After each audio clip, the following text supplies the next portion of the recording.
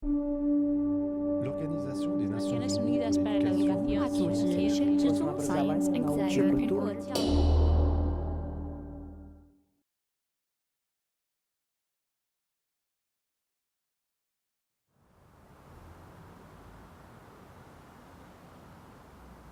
Il y a un peu plus d'un siècle, deux historiens de l'art, Joseph Zemp et Robert Dürer, se sont rendus au Val Müstair pour étudier le couvent Saint-Jean.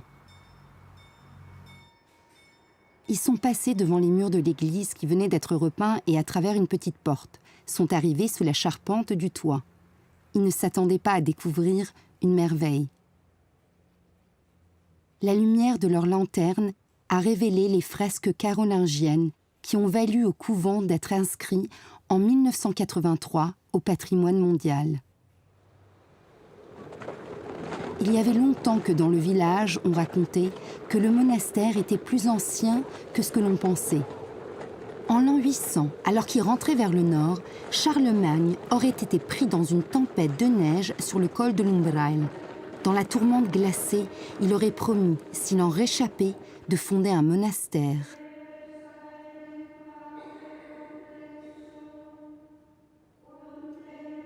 Ce mythe a en substance été confirmé par les archéologues.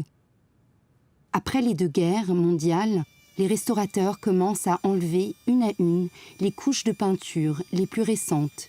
Ils mettent au jour un cycle unique de peinture murale d'époque carolingienne.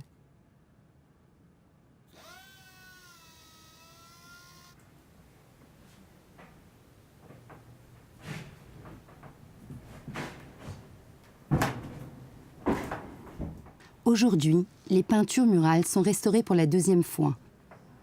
Debout sur un échafaudage, on se retrouve face à face avec des visages vieux de 12 siècles, témoins de l'histoire d'un monastère qui a survécu aux attaques, aux pillages et à la pauvreté.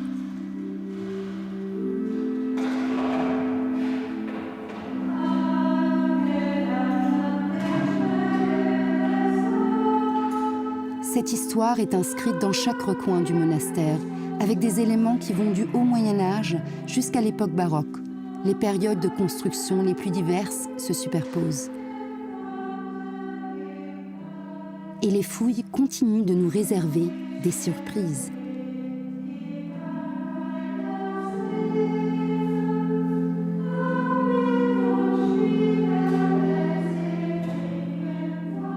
Peut-être fallait-il un lieu comme celui-ci, où aujourd'hui encore les sœurs vivent en retraite du monde pour conserver l'histoire de ce patrimoine.